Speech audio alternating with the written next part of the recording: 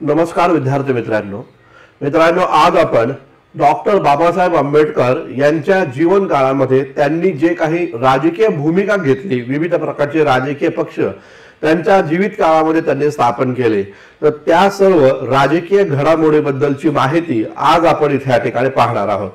लक्षात घ्या मित्रांनो, बाबासाहेब आंबेडकरांच्या राजकीय जीवनाला खऱ्या अर्थाने जर सुरुवात झाली असं आपण म्हटलो तर बाबासाहेब आंबेडकर जेव्हा 1917ला जेव्हा भारतामध्ये या ठिकाणी आले त्याच वेळेस त्यांनी खऱ्या अर्थाने राजकीय भूमिका या ठिकाणी घेतली होती। जसं की आपल्या सर्वांना माहिती आहे, 20 ऑगस्ट 1917ला मॉन्टेग्यूने जी घोषणा या ठिकाणी केली, तर त्या घोषणेच्या माध्यमातून भारताला जे या ठिकाणी दर 10 वर्षाने टप्प्याटप्प्याने स्वराज्य दिलं जाणार होतं आणि त्या स्वराज्याला ब्राह्मणेतर पक्षाने जो विरोध या ठिकाणी केलेला होता, त्या संदर्भात जे साउथबरो कमिशन भारतामध्ये आलं, त्या साउथबरो कमिशन मध्ये पहिल्यांदा डॉक्टर बाबासाहेब आंबेडकरांची साक्ष झाली आणि बाबासाहेब आंबेडकरांनी या साउथबरो कमिशन पुढे अस्पृश्यांसाठी स्वतंत्र मतदारसंघ दिला पाहिजे या प्रकारची मागणी केली होती असं आपल्याला पाहायला भेटतं। लक्षात घ्या, 1919ला पहिल्यांदाच या ठिकाणी मॉन्टेग्यू चेम्सफोर्ड कायद्याच्या माध्यमातून अस्पृश्यांना कायदे मंडळामध्ये प्रतिनिधित्व या ठिकाणी देण्यात आलं आणि त्यानंतर जेव्हा सायमन कमिशन भारतामध्ये आलं होतं, त्या सायमन कमिशनच्या द्वारे भारतात नवा कायदा निर्माण केला जात होता। त्या काळातही सायमन कमिशन पुढे बाबासाहेब आंबेडकरांनी आपला राजकीय स्टँड या ठिकाणी घेतला होता असं एकंदरीत दिसून येतं। बाबासाहेब आंबेडकरांनी सायमन कमिशन समोर राजकीय भूमिका घेत असताना त्यांनी अस्पृश्यांसाठी स्वतंत्र मतदारसंघ आणि त्याचबरोबर अस्पृश्यांना शिक्षणामध्ये आणि त्याचबरोबर सरकारी नोकऱ्यांमध्ये काही आरक्षण या ठिकाणी असलं पाहिजे या प्रकारची भूमिका त्यांनी इथे या ठिकाणी मांडली होती।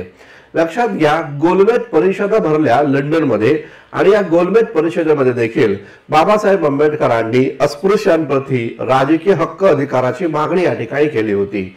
या संपूर्ण कालखंडामध्ये महात्मा गांधींच्या नेतृत्वाखाली सविनय कायदेभंग चळवळ आणि रचनात्मक कार्यक्रम या ठिकाणी सुरू असताना बाबासाहेब आंबेडकरांनी देखील काळाराम मंदिर सत्याग्रह या काळामध्ये केला होता।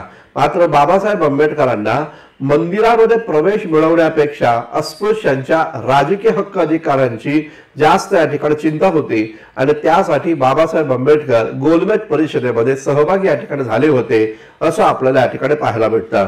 लक्षात घ्या मित्रांनो, गोलमेज परिषदेनंतर 1935चा कायदा या ठिकाणी बनतो आणि या कायद्यानुसार 1937ला पहिल्यांदाच सार्वत्रिक निवडणुका या ठिकाणी होणार होत्या आणि त्या सार्वत्रिक निवडणुकांमध्ये काँग्रेस सारखा एक मोठा राजकीय पक्ष देखील पहिल्यांदाच या ठिकाणी सहभागी होणार होता आणि म्हणून मग डॉक्टर बाबासाहेब आंबेडकरांना अस्पृश्यांचा आणि त्याचबरोबर दबलेल्या पिचलेल्या शोषित वंचितांचा एक राजकीय पक्ष या ठिकाणी असावा असं या ठिकाणी वाटलं आणि त्यासाठी बाबासाहेब आंबेडकरांनी आपल्या जीवित काळामध्ये पहिला राजकीय पक्ष स्थापन केला।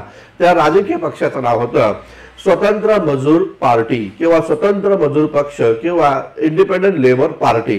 तर या नावाचा एक राजकीय पक्ष बाबासाहेब आंबेडकर या ठिकाणी स्थापन करतात आणि या पक्षाच्या माध्यमातून 1937च्या प्रांतीय विधानसभेच्या निवडणुका ते इथे या ठिकाणी लढत आहेत असं आपल्याला या ठिकाणी पाहायला भेटतं। म्हणजे आपण हे म्हणू शकतो की बाबासाहेब आंबेडकरांनी त्यांच्या जीवित काळामध्ये राजकीय भूमिका 1917 पासूनच घेतली होती, मात्र राजकीय पक्ष त्यांनी 1936 साली या ठिकाणी स्थापन केला होता आणि तो राजकीय पक्ष हा इंडिपेंडेंट लेबर पार्टी या नावाचा या ठिकाणी होता। हा महत्त्वाचा मुद्दा या ठिकाणी लक्षात घ्या। आता आपण मित्रांनो या टॉपिकवर या ठिकाणी डिटेलपणे चर्चा करत असताना बाबासाहेब आंबेडकरांचे राजकीय पक्ष, त्या राजकीय पक्षाचं कार्य आणि त्यातून बाबासाहेबांनी घेतलेल्या विविध प्रकारच्या भूमिका या सर्व गोष्टींवर आपण आता इथे या ठिकाणी काम करूया। आता लक्षात घ्या, इथे पाहायला भेटतं बाबासाहेब आंबेडकर जे आहे त्या बाबासाहेब आंबेडकरांनी जो राजकीय पक्ष या ठिकाणी स्थापन केला, तर तो राजकीय पक्ष पहिला राजकीय पक्ष होता, त्याचं नाव या ठिकाणी होतं स्वतंत्र मजूर पक्ष। तर स्वतंत्र मजूर पक्ष हा पहिला राजकीय पक्ष बाबासाहेबांनी स्थापन केला आणि हा पक्ष जो होता हा 15 ऑगस्ट 1936 साली या पक्षाची स्थापना बाबासाहेब आंबेडकरांनी केली होती असं आपल्याला या ठिकाणी पाहायला भेटतं। तर नीट डेट लक्षात ठेवायचं, 15 ऑगस्ट 1936 ला स्वतंत्र मजूर पक्ष या नावाचा पक्ष स्थापन करण्यात आला आणि या पक्षाच्या माध्यमातून 1937च्या मुंबई प्रांतातील निवडणुका देखील या ठिकाणी लढवण्यात आल्याचं आपल्याला या ठिकाणी दिसून येतं। लक्षात घ्या, या निवडणुकीमध्ये या स्वतंत्र मजूर पक्षाने महत्वाची कामगिरी या ठिकाणी बजावल्याचं एकंदरीत पाहण्यात येतं, कारण अस्पृश्यांसाठी राखीव असणाऱ्या 17 जागांपैकी 15 जागांवर मुंबई प्रांतातून या पक्षाला विजय मिळाला होता। शेड्यूल कास्ट फेडरेशनच्या आधी स्थापन झालेला हा पक्ष ज्यानं अत्यंत महत्वाची कामगिरी या ठिकाणी बजावत असताना 17 पैकी 15 जागांवर विजय मिळवला होता। आणि विशेष म्हणजे डॉक्टर बाबासाहेब आंबेडकर देखील मुंबई विधिमंडळामध्ये इथून या ठिकाणी निवडणूक लढवून ते या ठिकाणी विजय झाले होते असं आपल्याला या ठिकाणी पाहायला भेटतं। तर बाबासाहेब आंबेडकर प्रत्यक्षरित्या निवडणूक लढवून या ठिकाणी पहिल्यांदाच म्हणजे 1937 साली मुंबई विधिमंडळाचे सदस्य बनले। यापूर्वी त्यांना स्वीकृत सदस्य घेतलं होतं सरकारनं, मात्र 37ला स्वतः ते निवडणुकीला उभे राहिले आणि मग लोकांनी मतदान करून ते या ठिकाणी इथं विधिमंडळावर नियुक्त झाल्याचं एकंदरीत या ठिकाणी पाहायला भेटतं।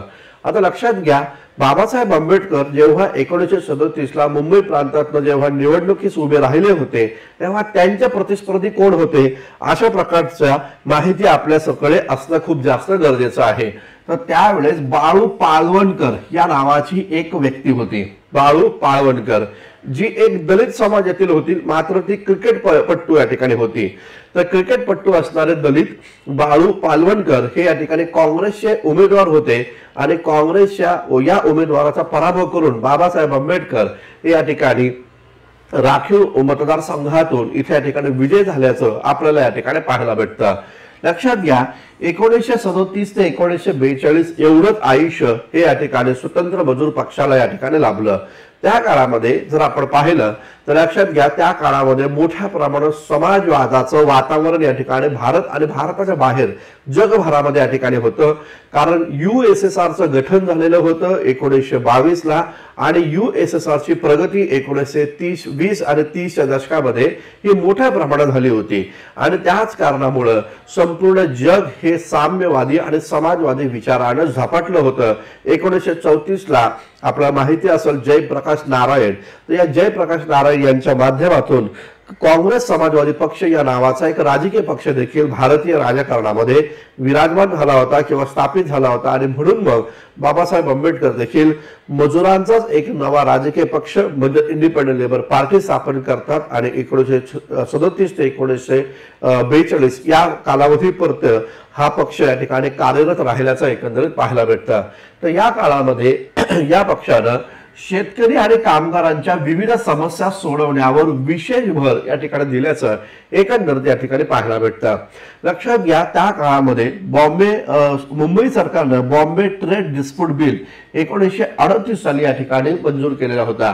तर बॉम्बे ट्रेड डिस्प्यूट बिल जे आहे, तर हा बॉम्बे ट्रेड डिस्प्यूट बिल हा काय नेमका होता, तर या बिलाच्या माध्यमातून पाहायला असं भेटतं कामगारांना संप करण्याचा अधिकार नाकारला गेला होता। तर समजून घ्या, बॉम्बे ट्रेड डिस्प्यूट बिल 1938ला जो या ठिकाणी मंजूर झाला होता त्यावेळेस या ठिकाणी पाहायला असं भेटतं की या कायद्याद्वारे कामगारांना संप करण्याचा अधिकार नाकारला होता। तर शेड्यूल कास्ट फेडरेशन जे आहे तर या स्वतंत्र मजूर पक्ष जो आहे तर या स्वतंत्र मजूर पक्षानं या प्रकारच्या बॉम्बे ट्रेड डिस्प्यूट बिलाला मोठ्या प्रमाणावर विरोध या ठिकाणी दर्शवला होता। बाबासाहेब आंबेडकरांचं म्हणणं होतं की संप करणं हा कामगारांचा मूलभूत अधिकार या ठिकाणी आहे आणि त्यामुळं जर संप करण्याचा अधिकारच जर नाकारला जात असेल तर कामगारांना इथून पुढे या ठिकाणी भांडवलदारांच्या ओझ्याखालीच या ठिकाणी काम करावं लागेल। हा बाबासाहेब आंबेडकरांचा इथे या ठिकाणी स्टँड या ठिकाणी होता असं दिसून येतं। पुढे जर आपण पाहिलं तर वतनदारी खोती पद्धत ही रद्द करावी या संदर्भात देखील बाबासाहेबांचा हा पक्ष जो आहे इंडिपेंडंट लेबर पार्टी हा आवाज उठवताना एकंदरीत दिसून येतं।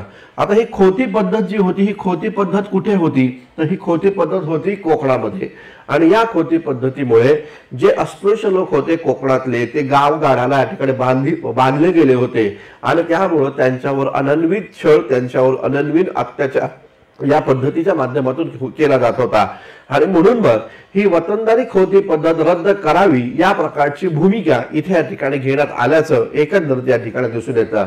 लक्षात घ्या, याच काळामध्ये बाबासाहेब आंबेडकरांनी कामगारांच्या कामाचे तास हे 8 या ठिकाणी करा या प्रकारची भूमिका या ठिकाणी घेतली होती। आणि त्याचबरोबर मजुरांना निवारा आणि त्यांच्या मुलांच्या शिक्षणाची सोय या ठिकाणी व्हावी यासाठी विशेष प्रयत्न इथे या ठिकाणी केल्याचं दिसून येतं।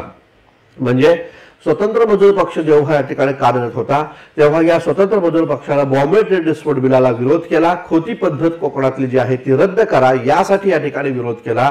आणि त्याचबरोबर कामगारांच्या तासाचे काम हे 8 असावेत, कामगार जे आहेत तर त्या कामगारांना मजुरांना निवारा या ठिकाणी मिळावा, त्याचबरोबर त्यांच्या मुलांच्या शिक्षणाची सोय या ठिकाणी केली जावी यासाठी या पक्षानं आग्रही भूमिका घेतल्याचं दिसून येतं। लक्षात घ्या पुढे जाऊन म्हणजे 1942 जेव्हा डॉक्टर बाबासाहेब आंबेडकर व्हॉइसरायच्या कार्यकारिणी परिषदेचे सदस्य बनतात, ते जेव्हा कामगार मंत्री या ठिकाणी बनतात तेव्हा बाबासाहेब आंबेडकरांनी मजुरांचे कामाचे तास हे या ठिकाणी 8 केले, त्याचबरोबर मजुरांना निवासस्थान या ठिकाणी उपलब्ध करून दिली, त्यांच्या मुलांच्या शिक्षणाची सोय या ठिकाणी केली।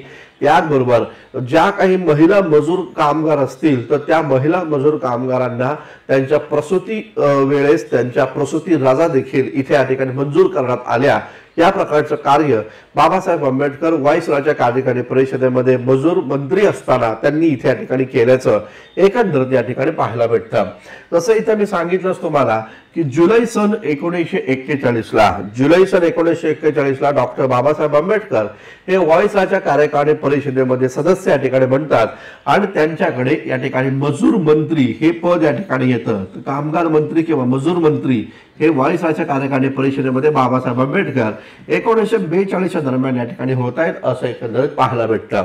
आता लक्षात घ्या या मजूर मंत्री असतात त्यांनी मी आता जी सांगितली ती कार्य केली, जसं की मजुरांना निवासस्थान उपलब्ध करून देणं, मजुराच्या कामाचे तास या ठिकाणी 8 करणं, त्यांच्या मुलांना शिक्षणाची सोयी सुविधा या ठिकाणी उपलब्ध करून देणं आणि विशेष म्हणजे ज्या काही महिला कामगार असतील तर त्यांच्यासाठी प्रसूती रजा या ठिकाणी मंजूर करणं, या प्रकारचे कार्य इथे या ठिकाणी करण्यात आल्याचं आपल्याला या ठिकाणी पाहायला भेटतं।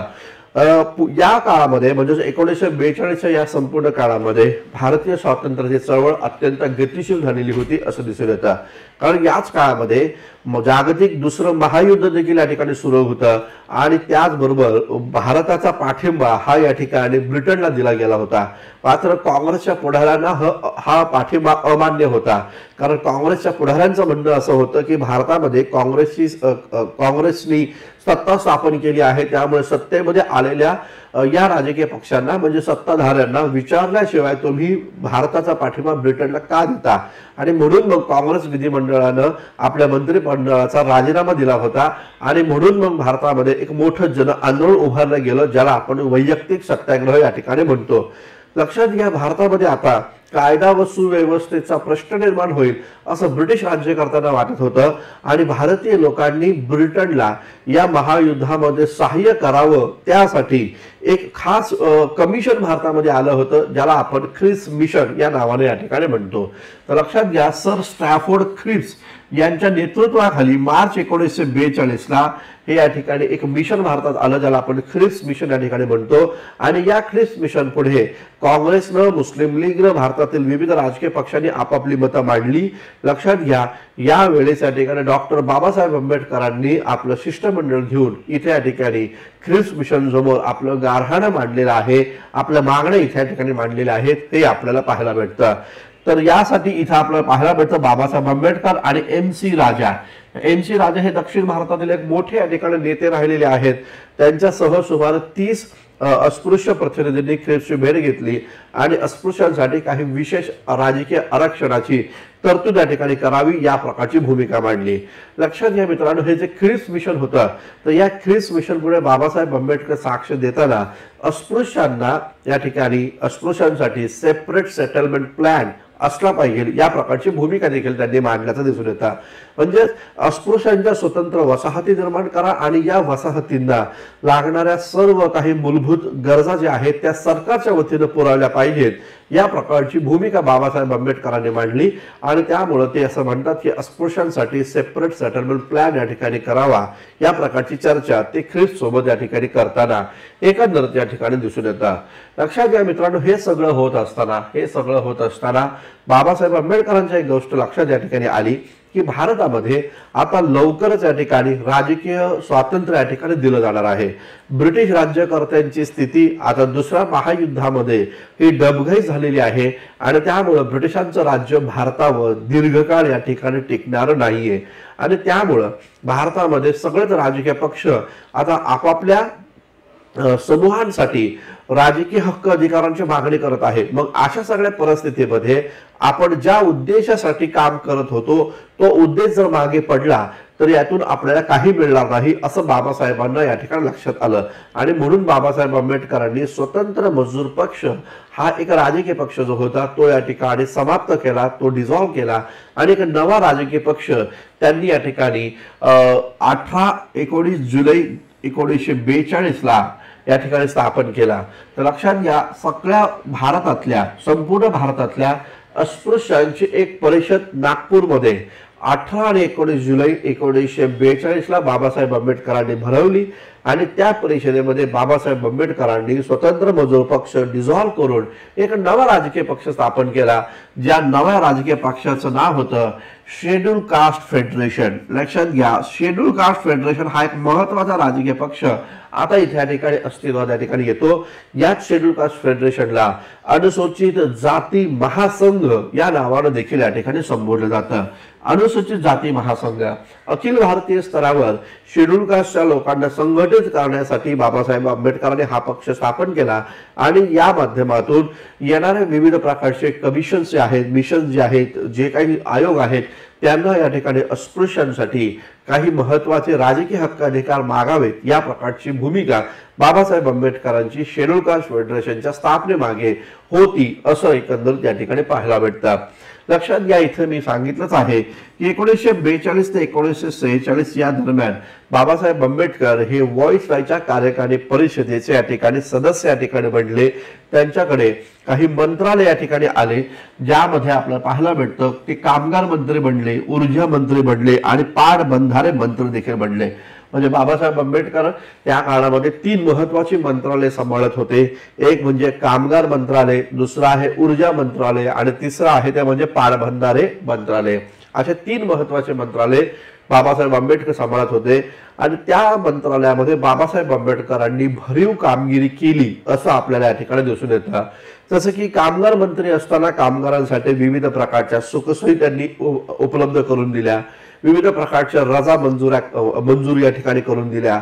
याचबरोबर ऊर्जा मंत्री असताना MSB, पारेषण या ज्या काही महत्त्वाच्या ऊर्जा वितरण संस्था आहेत त्यांची स्थापना या ठिकाणी बाबासाहेब आंबेडकर इथे या ठिकाणी करताना दिसून येतात। आणि पाटबंधारे मंत्री असताना बाबासाहेब आंबेडकरांनी दामोदर व्हॅली प्रकल्प, त्याचबरोबर भाकरा नानगर प्रकल्प यांसारखे मोठमोठे प्रकल्प आणले। आणि विशेष म्हणजे पाटबंधारे मंत्री असताना बाबासाहेब आंबेडकरांनी भारतामध्ये जे काही दुष्काळ येतोय, म्हणजे भारताची परिस्थिती जर आपण पाहिली तर भारताची परिस्थिती अशी आहे, काही भागामध्ये भारतात ओला दुष्काळ असतो तर काही भागामध्ये या ठिकाणी कोरडा दुष्काळ या ठिकाणी आहे। काही भागामध्ये नद्या महापूर या ठिकाणी येतो तर काही भागांमध्ये नद्या या सुकून जात आहेत आणि त्यामुळे भारतातील दुष्काळावर कायमस्वरूपी तोडगा जर काढायचा असेल तर नदी जोड प्रकल्प आपल्याला या ठिकाणी करायला हवा या प्रकारची भूमिका बाबासाहेब आंबेडकरांची होती आणि म्हणून बाबासाहेब आंबेडकरांनी या संपूर्ण काळामध्ये नदी जोड प्रकल्प आखला असं देखील या ठिकाणी पाहायला भेटतं। तर या प्रकारे बाबासाहेब आंबेडकरांनी मंत्री असताना त्यांच्या कार्यकाळामध्ये या प्रकारचे विविध प्रकारचे कार्य, विविध प्रकारची भूमिका इथे या ठिकाणी बजावल्याचं एकंदरीत या ठिकाणी पाहायला भेटतं। आता लक्षात घ्या, शेड्यूल कास्ट फेडरेशनची स्थापना झाली आणि 1946च्या निवडणुका या ठिकाणी झाल्या। 1946च्या निवडणुका ज्या होत्या त्याला सांप्रदायिक रंग या ठिकाणी चढलेला होता, कारण या संपूर्ण काळामध्ये मुस्लिम लीग पाकिस्तानच्या निर्मितीसाठी आक्रमक झालेली होती आणि हिंदू महासभा जी होती तर हिंदू महासभा आणि काँग्रेस त्या काळामध्ये या ठिकाणी धर्माच्या आधारावर या प्रकारचं मुस्लिमांना स्वतंत्र राज्य द्यायचं नाही, स्वतंत्र स्टेट द्यायचं नाही या प्रकारच्या भूमिकेमध्ये होती। आणि म्हणून मग 1946ची निवडणूक ही हिंदू मुस्लिम या सांप्रदायिक वातावरणामध्ये झाली आणि ज्याचा परिणाम असा झाला, भारतामध्ये केवळ 2च पक्षांना जास्त मतं मिळाली, त्यांच्या जास्त जागा या ठिकाणी निवडून आल्या। हिंदूंनी काँग्रेसला आणि मुस्लिमांनी या ठिकाणी मुस्लिम लीगला मतदान केलं, ज्याचा परिणाम बाकीच्या जे काही छोटे मोठे राजकीय पक्ष होते त्या पक्षांच्या उमेदवारांचा दारुण पराभव इथं झाल्याचं एकंदरीत पाहायला भेटतं. लक्षात घ्या, अशाच प्रकारे 1946च्या निवडणुकीमध्ये शेड्यूल कास्ट फेडरेशन हा जो पक्ष होता, तर या पक्षाची कामगिरी ही असमाधानकारक या ठिकाणी राहिली आणि इथे या ठिकाणी आपल्याला पाहायला भेटतं की 1946च्या निवडणुकीत शेड्यूल कास्ट फेडरेशनचा एखादा उमेदवार इथे या ठिकाणी जिंकून आला. आता इथं पाहायला असं भेटतं की जेव्हा संविधान सभेचं गठन केलं जाणार होतं, म्हणजे आपल्या सर्वांना माहिती असेल की कॅबिनेट मिशन जे होतं, तर त्या कॅबिनेट मिशननी असे नमूद केलेलं होतं की भारतामध्ये संविधान सभेचं गठन होईल आणि ही संविधान सभा भारतासाठी एक संविधान निर्माण या ठिकाणी करेल. आता झालं असं की हे संविधान सभेचं गठन होत असताना 1946च्या निवडणुकाचा आधार घ्यायचा आणि त्या निवडणुकीच्या द्वारे प्रांतीय विधिमंडळामध्ये निवडून आलेले सदस्य आपले प्रतिनिधी हे संविधान सभेमध्ये पाठवतील आणि म्हणजेच संविधान सभेमध्ये अप्रत्यक्षरित्या निवडणुकीद्वारे उमेदवारांना जाण्याची संधी या ठिकाणी इथं होती असं एकंदर दिसतं.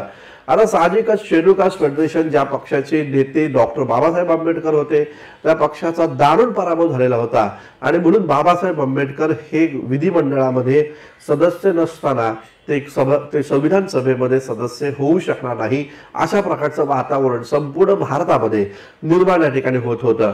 मग या सगळ्या परिस्थितीमध्ये बंगाल प्रांत जर आपण पाहिला तर या बंगाल प्रांतामध्ये मुस्लिम लीग जो होता, हा मुस्लिम लीग सत्तेमध्ये आला होता आणि बंगाल प्रांतात मुस्लिम लीगचा एक मोठा दलित चेहरा होता ज्याचं नाव होतं जोगेंद्रनाथ मंडल.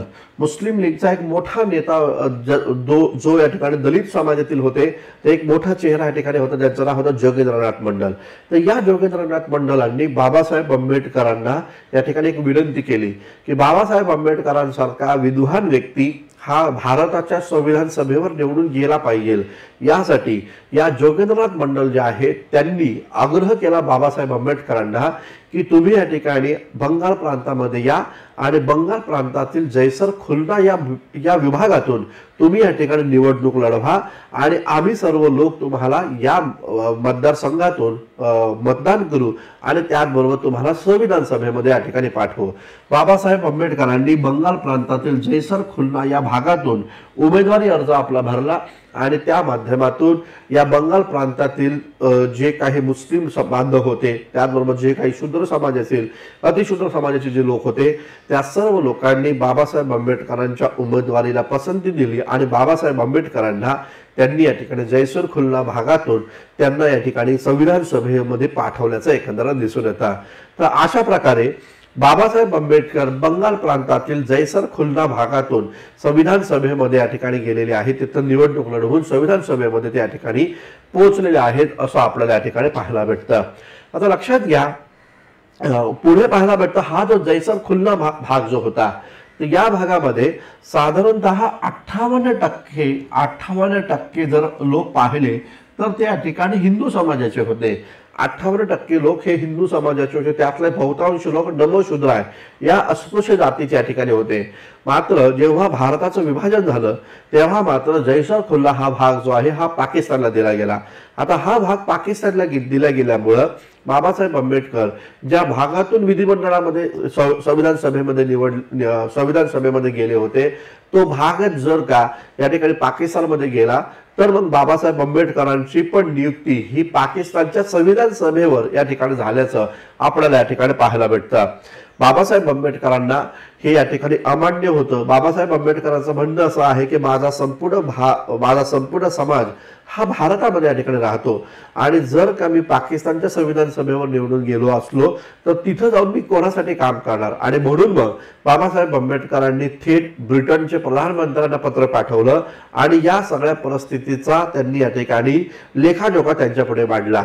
परिणाम असा झाला, ब्रिटनच्या प्रधानमंत्र्यांनी नेहरू मंत्रिमंडळाला पत्र पाठवलं आणि त्यांच्यापुढे 2 अटी या ठिकाणी ठेवल्या.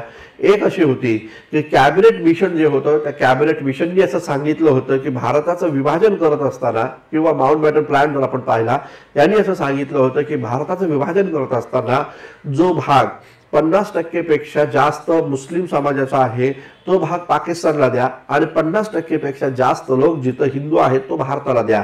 त्यामुळं जैसर कुल्ला हा भाग तुम्ही भारतामध्ये या ठिकाणी आणा, अदरवाईज तुम्हाला भारताचा या भूभागातून जो सध्याचा भूभाग आहे त्या भूभागातून एका उमेदवाराला राजीनामा देऊन बाबासाहेब आंबेडकरांना संविधान सभेवर घ्यावं लागेल। या प्रकारचा प्रस्ताव जेव्हा ब्रिटिश सरकारने नेहरू मंत्रिमंडळाला दिला तेव्हा लक्षात घ्या इथे या ठिकाणी नेहरू मंत्रिमंडळाला याची दखल घ्यावी लागली आणि मग बाबासाहेब आंबेडकरांसाठी बॅरिस्टर एम आर जयकर जे मुंबई विधिमंडळातून संविधान सभेवर या ठिकाणी पाठवले गेले होते यांना राजीनामा द्यावा लागला आणि मग Babasaheb Ambedkar barrister M R Jayakar यांच्या जागेवरनं इथे या ठिकाणी निवडणूक लढवतात आणि मग ते संविधान सभेवर या ठिकाणी जात आहेत असं एकंदरीत पाहायला भेटतं। तर लक्षात घ्या इथं आपल्याला पाहायला भेटतं बाबासाहेब आंबेडकर हे त्या काळामध्ये कदाचित एकमेव या ठिकाणी होते ज्यांना संविधान सभेमध्ये 2 वेळा जाण्याची संधी मिळाली किंवा संविधान सभेवर जाण्यासाठी 2 वेळा त्यांना निवडणूक लढवावी लागली। एक जैसर खुल्ला भागातून लढवली आणि त्यानंतर मुंबईमधून लढवली। या प्रकारे बॅरिस्टर एम आर जयकर यांचं नाव लक्षात ठेवा। एम आर जयकरने राजीनामा दिला आणि तेव्हा मग दुसऱ्यांदा मुंबई प्रांतातून ते या ठिकाणी संविधान सभेवर गेल्याचं आपल्याला या ठिकाणी पाहायला भेटतं। यापुढे पाहायला भेटतं बाबासाहेब आंबेडकर हे संविधान सभेमध्ये या ठिकाणी जातात आणि संविधान सभेमध्ये त्यांना या ठिकाणी मसुदा समितीचे ड्राफ्टिंग कमिटीचे चेअरमन इथे या ठिकाणी बनवलं जातं। भारतीय संविधानाचं मसुदा समिती जी आहे तर त्या मसुदा समितीचे त्यांना अध्यक्ष या ठिकाणी बनवलं जातं आणि या मसुदा समितीमध्ये बाबासाहेब आंबेडकरांच्या व्यतिरिक्त जे सदस्य होते त्यापैकी एक होते एन गोपाल स्वामी अय्यंगार, सर अल्लादी कृष्णा स्वामी अय्यर, त्याचबरोबर सर मोहम्मद शादुल्ला, बॅरिस्टर के एम मुन्सी, एन माधव मेनन आणि डी.पी. खेतान। तर ही सगळी मंडळी या ठिकाणी या मसुदा समितीचे सदस्य होते आणि या सदस्यांमध्ये बाबासाहेब आंबेडकर मसुदा समितीचे अध्यक्ष इथे या ठिकाणी होते असं एकंदरीत पाहायला भेटतं। आपल्या सर्वांना माहिती आहे की भारताची जी संविधान सभा आहे तर या संविधान सभेला भारताचं पहिलं कॅबिनेट बनवण्यात आलं होतं हे लक्षात घ्या आणि त्यानुसार हे जे काही मंत्रिमंडळ बनलं त्या मंत्रिमंडळामध्ये बाबासाहेब आंबेडकरांना मंत्री बनवण्यात आलं। बाबासाहेब आंबेडकर स्वतंत्र भारताचे पहिले कायदा मंत्री बनलेले होते आणि या स्वतंत्र भारताचे पहिले कायदा मंत्री बनत असताना विविध प्रकारच्या कायद्यांना आकार देण्याचं कार्य बाबासाहेबांकडे होतं आणि दुसऱ्याच बाजूला देशाचं संविधान निर्माण करण्याची जबाबदारी देखील बाबासाहेब आंबेडकरांवर या ठिकाणी होती असं एकंदरीत दिसतं।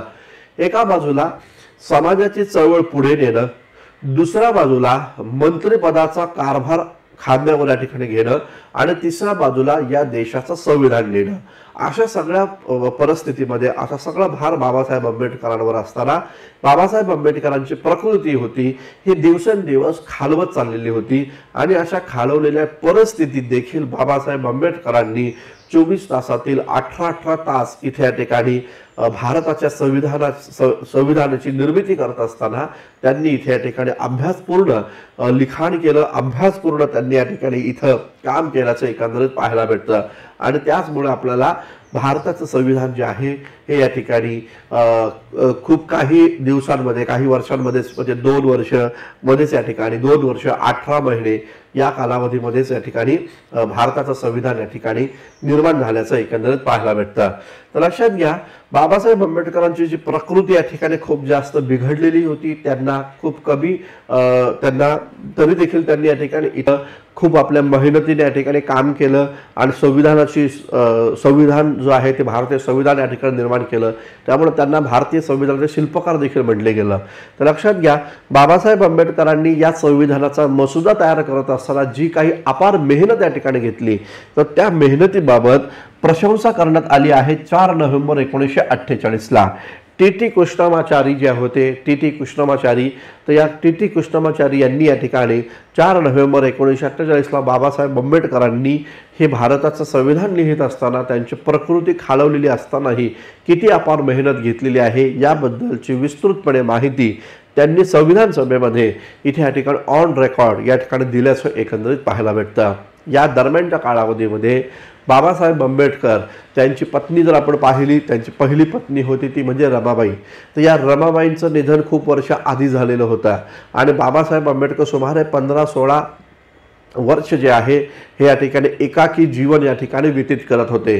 साहजिकच समाजाची चळवळ उभारत असताना, सामाजिक आणि राजकीय लढा देत असताना एका बाजूला इंग्रज आहे, दुसऱ्या बाजूला गांधी आणि काँग्रेस आहे, असा हा संपूर्ण लढा देत असताना बाबासाहेबांच्या प्रकृतीकडे दुर्लक्ष होत होतं आणि या सगळ्या परिस्थितीमध्ये बाबासाहेब आंबेडकरांची प्रकृती खालवत असताना बाबासाहेब आंबेडकरांना आता ते जे काही मेडिकल ट्रीटमेंट या ठिकाणी घेत आहेत त्यासाठी एका साथीदाराची आवश्यकता या ठिकाणी होती. लक्षात घ्या, इथं आपल्याला पाहायला भेटतं बाबासाहेब आंबेडकरांचे एक डॉक्टर होते ज्यांचं नाव होतं डॉक्टर मालवणकर. तर डॉक्टर मालवणकर जे होते त्या डॉक्टर मालवणकरांनी एक सल्ला बाबासाहेबांना या ठिकाणी दिला की बाबासाहेब तुम्ही या ठिकाणी आता एक विवाह या ठिकाणी करा, दुसरा विवाह या ठिकाणी करा, कारण तुम्हाला जे पण काही औषधं लागत आहेत ते तुम्ही वेळेवर घेत नाही आहे, ज्या प्रकारचा आहार तुम्हाला या ठिकाणी हवा आहे तो तुम्ही या ठिकाणी घेत नाही, त्यामुळे तुमची परिस्थिती, तुमची प्रकृती ही खालवली जात आहे आणि म्हणून मग तुम्ही या ठिकाणी एक काम करा, तुम्ही एक दुसरा विवाह या ठिकाणी करा. तेव्हा बाबासाहेब आंबेडकर म्हणाले की माझ्या समाजामध्ये अशी कोणतीही महिला शिक्षित नाही आहे की जी माझी या ठिकाणी योग्य पद्धतीने काळजी घेईल. मग या संपूर्ण परिस्थितीमध्ये मालवणकर जे होते, डॉक्टर मालवणकर, त्यांच्या दवाखान्यामध्ये, त्यांच्या क्लिनिकमध्ये डॉक्टर शारदा कबीर या नावाच्या डॉक्टर होत्या. ज्या शारदा कबीर ज्या की एक ब्राह्मण कुटुंबातील होत्या. तर त्या शारदा कबीर या बाबासाहेबांच्या नर्स म्हणून किंवा त्यांचे एक त्यांचा सांभाळ देखील त्या दवाखान्यामध्ये करत होते. तेव्हा या डॉक्टर मालवणकर जे होते त्यांनी या ठिकाणी सल्ला दिला की ज्या डॉक्टर तुमची या दवाखान्यामध्ये काळजी घेत आहेत त्यांच्यासोबत जर तुम्ही या ठिकाणी विवाह केला तर या ठिकाणी तुमची प्रकृती अजून काही वर्ष या ठिकाणी चांगली या ठिकाणी राहील. आणि म्हणून मग बाबासाहेब आंबेडकरांनी या डॉक्टर शारदा कबीर ज्या होत्या त्यांच्यासोबत विवाह करण्याचा निर्णय या ठिकाणी घेतला आणि त्या माध्यमातून बाबासाहेब आंबेडकरांचा दुसरा विवाह हा या ठिकाणी शारदा कबीर यांच्यासोबत झाला. या शारदा कबीरांना पुढे जाऊन सविता आंबेडकर या प्रकारचं नाव मिळालं आणि याच सविता आंबेडकर पुढे जाऊन माईसाहेब आंबेडकर जे आहे, तर या शारदा कबीर जे आहे, सविता कबीर जे आहे, त्या पुढे जाऊन माईसाहेब आंबेडकर म्हणून या ठिकाणी ओळखू लागलेले आहेत असं एकंदरीत पाहायला भेटतं. तर बाबासाहेब आंबेडकरांचा हा जो दुसरा विवाह जो झाला त्याची डेट आहे 15 एप्रिल सन 1948ला. तर 15 एप्रिल 1948ला बाबासाहेबांनी दुसरा विवाह केला आणि हा विवाह हार्डिंग अव्हेन्यू इथे या ठिकाणी झाला. दिल्लीमध्ये बाबासाहेब ज्या ठिकाणी निवास करत होते, हार्डिंग अव्हेन्यू, तर या भागामध्ये बाबासाहेबांचा, या निवासस्थानी बाबासाहेबांचा रजिस्टर मॅरेजर आपण म्हणतो तशा प्रकारचा दुसरा विवाह इथे या ठिकाणी झाल्याचं एकंदरीत या ठिकाणी पाहायला भेटतं. आता लक्षात घ्या, बाबासाहेब आंबेडकर हे नेहरूंच्या मंत्रिमंडळामध्ये कायदा मंत्री या ठिकाणी होते आणि बाबासाहेब आंबेडकरांनी नेहरूंना हे मंत्रिपद स्वीकारत असतानाच हिंदू कोड बिल जे आहे ते हिंदू कोड बिलाची आठवण करून दिली. भारतातील हिंदू समाजातील ज्या काही स्त्रिया आहेत त्यांची जी अवनती झालेली आहे तर त्या अवनतीतून त्यांना बाहेर काढायचं आहे. या हिंदू समाजातील स्त्रियांना ज्या विविध प्रकारच्या निर्बंधांनी धर्मव्यवस्था जखडून ठेवलेला आहे त्यातून त्यांना बाहेर काढायचं आहे. त्यासाठी एक बिल आपण आणत आहोत, त्याला त्यांनी हिंदू कोड बिल या नावानं संबोधलं आणि हे हिंदू कोड बिल हे या ठिकाणी मंत्रिमंडळामध्ये संमत झालं पाहिजे या प्रकारची भूमिका बाबासाहेबांची होती. लक्षात घ्या, पंडित जवाहरलाल नेहरू देखील या हिंदू कोड बिलाच्या समर्थनार्थ होते. भारताच्या पहिल्या कॅबिनेटमध्ये ज्या 15 महिला होत्या त्या 15 महिला देखील या हिंदू कोड बिलाशी सहमत या ठिकाणी होत्या. मात्र आपल्याला पाहायला भेटतं की हिंदू कोड बिल जे होतं तर त्या हिंदू कोड बिलाला मंत्रिमंडळामधल्या काही महत्त्वाच्या वरिष्ठ मंत्र्यांनी आणि मंत्रिमंडळाच्या बाहेर म्हणजे ज्या ठिकाणी समाजामध्ये काही संघटनांनी, खास करून RSS आणि हिंदू महासभा या प्रकारच्या सांप्रदायिकवादी या ठिकाणी संघटनांनी विरोध देखील या ठिकाणी केला होता. लक्षात घ्या, हिंदू कोड बिल जे होतं हे बाबासाहेब आंबेडकरांनी 4 वर्ष अपार मेहनत घेऊन 5 फेब्रुवारी 1951ला हे या ठिकाणी संसदेमध्ये मांडलं होतं. 5 फेब्रुवारी 1951ला हिंदू कोड बिल हे इथे या ठिकाणी संसदेमध्ये मांडलं, ज्यामध्ये लग्न संबंधातील स्त्री पुरुष समानता, स्त्रियांचा घटस्फोट घेण्याचा अधिकार, स्त्रियांच्या वारसा हक्काचे लाभ इत्यादी गोष्टींची तरतूद या ठिकाणी होती. म्हणजे आज जर आपण म्हणतो ना, स्त्रियांना आपल्या पित्याच्या संपत्तीतील वारसा हक्क दिला जातो, त्याचबरोबर घटस्फोटित महिला जी आहे तिला तिच्या नवऱ्याच्या प्रॉपर्टीमधनं पोटगी या ठिकाणी मिळती, वारसा हक्क या ठिकाणी मिळतो. त्याचबरोबर कुटुंबामध्ये पुरुषा इतकंच समान दर्जा ही स्त्रियाला दिला पाहिजे. जर तो दिला नाही तर स्त्री ही पुरुषाच्या विरोधात कोर्टामध्ये या ठिकाणी कंप्लेंट या ठिकाणी दाखल करू शकते. हे जे काही महत्त्वाचे अधिकार होते, हुंडा मागण्याच्या विरोधातला जो हुंडा जो मागितला जातो त्याला विरोध करणारा कायदा, या प्रकारचे विविध प्रकारचे अधिकार हे या ठिकाणी या हिंदू कोड बिलामध्ये या ठिकाणी होते. लक्षात घ्या, बाबासाहेब आंबेडकरांनी हिंदू कोड बिल मांडलं, म्हणूनच त्या काळात बाबासाहेब आंबेडकरांना आधुनिक मनू या नावानं देखील संबोधलं गेलं होतं, हे लक्षात घ्या. म्हणजे हिंदू स्त्रियांची अवनती जी झाली होती तिला या ठिकाणी प्रगतीपथावर आणण्यासाठी, त्या अवनतीपासून हिंदू स्त्रियांची सुटका करण्यासाठी बाबासाहेब आंबेडकरांनी हिंदू कोड बिल मांडलं. त्यामुळं या ठिकाणी बाबासाहेब आंबेडकरांना आधुनिक मनू म्हणून त्या काळातले लोक संबोधित होते असं देखील या ठिकाणी दिसतं. तर मी असं म्हणालो की नेहरूंचा सपोर्ट होता हिंदू कोड बिलाला, मात्र हिंदू कोड बिलाला विरोध करणारे होते वल्लभभाई पटेल, हिंदू कोड बिलाला विरोध करणारे होते डॉक्टर राजेंद्र प्रसाद, हिंदू कोड बिलाला विरोध करणारे होते श्यामाप्रसाद मुखर्जी, पंडित मदन मोहन मालवीय आणि त्याचबरोबर पट्टाभी सीतारामय्या.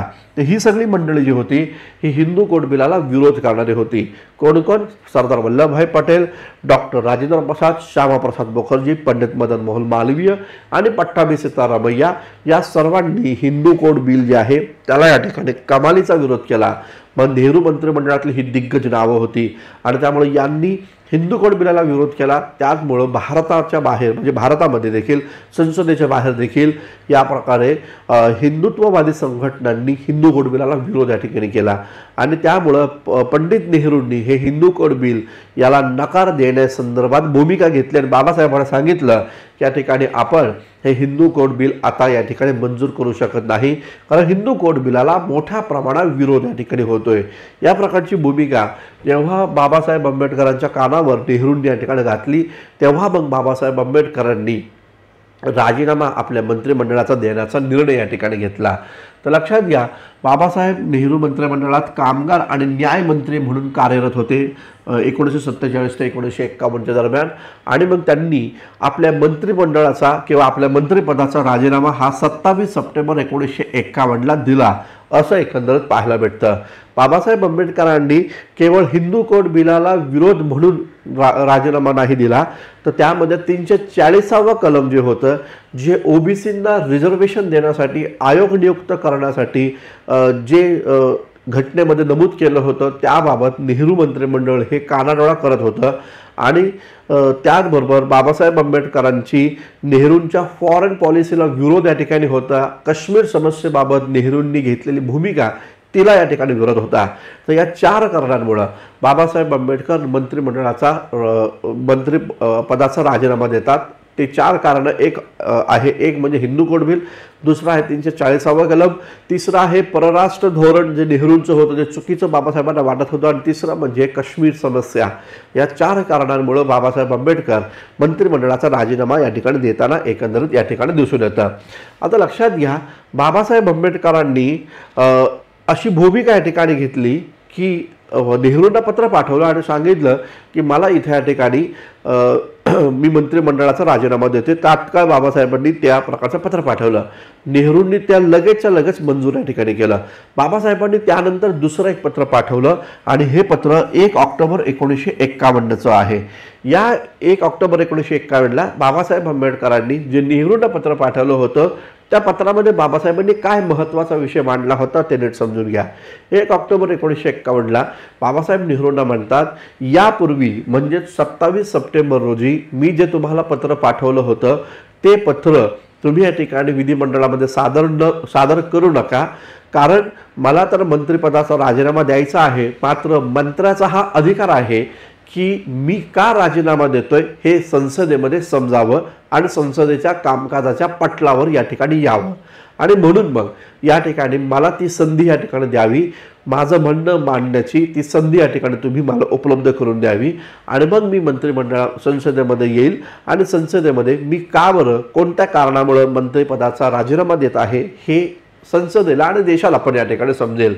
लक्षात घ्या, 6 ऑक्टोबर 1951 रोजी 6 ऑक्टोबर 1951 रोजी बाबासाहेब आंबेडकर हे या ठिकाणी इथं या ठिकाणी येणार होते, संसदेमध्ये येणार होते. नेहरूंनी त्याला मान्यता देखील दिली. नेहरू असे म्हणाले की ठीक आहे की 6 ऑक्टोबर 1951 तुम्ही या ठिकाणी संसदेमध्ये या, तिथं राजीनामा या ठिकाणी तुमचं सादर करा. तोपर्यंत तो जो आधी राजीनामा दिला आहे तर तो या ठिकाणी स्थगित केला जाईल आणि तुम्ही मग त्या प्रकारचा 6 ऑक्टोबरला या ठिकाणी संसदेमध्ये या आणि त्या प्रकारचा तुमचा काय म्हणणं आहे त्या संदर्भात तुम्ही या ठिकाणी तुमचा राजीनामा, तुमचं म्हणणं मांडून या ठिकाणी द्या. आता झालं असं की नेहरूंची ही बाबासाहेबांची विनंती नेहरूंनी मान्य केली. मात्र जेव्हा 6 ऑक्टोबर 1951ला सकाळी 10 ते 11 या दरम्यान जेव्हा संसदेचं कामकाज चालणार होतं त्यावेळेस बाबासाहेब आंबेडकरांना आपण का राजीनामा देत आहोत या प्रकारचं मत मांडण्याची संधी दिली जाणार होती. मात्र त्यावेळेसचे जे सभापती होते त्यांचं नाव होतं अनंत शयनम अय्यंगार यांनी मात्र या ठिकाणी बाबासाहेब आंबेडकरांना यांनी सायंकाळी 6 वाजता निवेदन वाचण्याचा अधिकार या ठिकाणी दिला. म्हणजे बाबासाहेबांना या सकाळी हा जो काय वेळ ठरवलेला होता त्या वेळेत तुम्हाला राजीनामा का देत आहात तो वाचण्याचा अधिकार नसेल तर मी तुम्हाला या ठिकाणी आदेश देतो की सायंकाळी 6 वाजता तुम्ही या ठिकाणी या प्रकारे निवेदन या ठिकाणी वाचा. बाबासाहेब आंबेडकरांना वाटलं आपण देशाचं संविधान निर्माण केलेलं आहे, भारतीय सामाजिक लढ्यात, स्वातंत्र्य लढ्यात भाग घेतलेला आहे आणि सभापतीनं यापूर्वी मला वेळ निश्चित करून दिली आहे सकाळी 10 ते 11 या दरम्यानची. मात्र सभापती जी आहे यांनी आता ती वेळ बदलून सायंकाळी 6 वाजता मला या ठिकाणी केली. बाबासाहेबांना आपला अपमान वाटला. बाबासाहेब खूप जास्त स्वाभिमानी व्यक्तिमत्व होते आणि म्हणून बाबासाहेबांना हा आपला अपमान या ठिकाणी वाटतो आणि म्हणून मग बाबासाहेब आंबेडकर लोकसभेतून बाहेर या ठिकाणी पडतात आणि मग आपला जो लिखित स्वरूपातील राजीनामा आहे तर तो लिखित स्वरूपातील राजीनामा ते संसदेमध्ये वाचण्यापेक्षा ते या ठिकाणी वर्तमानपत्रांना या ठिकाणी देतात. प्रेस कॉन्फरन्स घेतात संसदेच्या बाहेर त्या प्रांगणामध्ये आणि त्या प्रेस कॉन्फरन्समध्ये बाबासाहेब आंबेडकर आपण का राजीनामा देत आहोत याची कारणं ते या ठिकाणी इथं वाचून दाखवतायत असं एकंदर दिसतं. आणि मग त्या कारणांमध्ये बाबासाहेब आंबेडकरांनी 4 महत्त्वाचे मुद्दे ठेवले होते की आपण का राजीनामा देत आहोत. त्यापैकी एक कारण होतं हिंदू कोड बिलाला नेहरू मंत्रिमंडळानं या ठिकाणी रेड सिग्नल दिला म्हणजे ते अमान्य केलं. दुसरं आहे ते म्हणजे 340वा कलम ओबीसी रिझर्वेशनसाठी आयोग नेमायचं होतं त्यासाठी नेहरू मंत्रिमंडळ तयार नाहीये. तिसरं आहे नेहरूंची चुकलेली फॉरेन पॉलिसी आणि चौथं या ठिकाणी आहे काश्मीरचा प्रश्न जो आहे. या 4 कारणांवरनं आपण या ठिकाणी आपल्या मंत्रिपदाचा राजीनामा देत आहे या प्रकारची भूमिका बाबासाहेब आंबेडकर इथं मांडताना एकंदरीत दिसून येतं. तर या प्रकारची भूमिका होती बाबासाहेब आंबेडकरांची राजकीय भूमिका. लक्षात घ्या 1956ला बाबासाहेब आंबेडकर धर्मांतर करतात आणि त्याच काळामध्ये म्हणजे बाबासाहेब आंबेडकर आपल्या निधनाच्या 1 दिवस आधी म्हणजेच 5 डिसेंबर 1956ला एक राजकीय पक्ष स्थापन करण्यासंदर्भात एक पत्र तयार करतात आणि त्या पत्रामध्ये असं म्हणतात की समविचारी घटक राजकीय पक्षांना या देशातील लोकशाही मजबूत करण्यासाठी संघटित करून एक नवा राजकीय पक्ष स्थापन करायचा आहे आणि ज्या पक्षाचं नाव रिपब्लिकन पार्टी ऑफ इंडिया या ठिकाणी असेल. अशा प्रकारे पत्र बाबासाहेब आंबेडकरांचा नोकर हा 5 डिसेंबर रोजी 1956ला या ठिकाणी पोस्ट करतो आणि 6 डिसेंबरच्या पहाटे बाबासाहेब आंबेडकरांचं निधन झालं. बाबासाहेबांच्या निधनानंतर हे पोस्ट केलेलं पत्र आचार्य आत्रांना, जयप्रकाश नारायण यांना, राम मनोहर लोहिया यांना, समाजवादी आणि मानवतावादी विचारानं काम करणाऱ्या पुढाऱ्यांना दिलं जातं. मात्र ते पुढारी रिपब्लिकन पक्ष स्थापन करण्यासंदर्भात कोणतीच भूमिका घेत नाही. बाबासाहेब आंबेडकरांच्या निधनानंतर सुमारे वर्षभरानं बाबासाहेब आंबेडकरांचे अनुयायी जे आहेत हे एक नवा राजकीय पक्ष स्थापन करतात 3 ऑक्टोबर 1957ला ज्याचं नाव आहे रिपब्लिकन पार्टी ऑफ इंडिया. तर मित्रांनो असा होता बाबासाहेब आंबेडकरांचा राजकीय जीवनातील प्रवास. दरम्यानच्या काळामध्ये बाबासाहेब आंबेडकर मुंबई आणि त्याचबरोबर भंडारा या भागात निवडणुकीला सामोरं जातात आणि निवडणुकीमध्ये ते या ठिकाणी पराभव या ठिकाणी होतात। काँग्रेसच्या उमेदवारांकडनं त्यांचा पराभव या ठिकाणी केला जातो। तर बाबासाहेब आंबेडकरांना भंडारा आणि त्याचबरोबर मुंबई या भागातून पराभवाला देखील सामोरं जावं लागलं होतं असं एकंदरीत पाहायला भेटतं। तर थांबूया मित्रांनो, आपण भेटूया पुढच्या सत्रामध्ये बाबासाहेब आंबेडकरांच्या विविध पैलूंवर काम करत असताना। बाबासाहेब आंबेडकर एक मोठं व्यक्तिमत्व आहे आणि त्यामुळं आपण हे जे लेक्चर्स आहेत हे इन शॉर्टमध्ये तुम्हाला काही भागांमध्ये देण्याचा मी प्रयत्न करत आहे। ठीक आहे, थांबूया आपण। धन्यवाद, थँक्यू व्हेरी मच।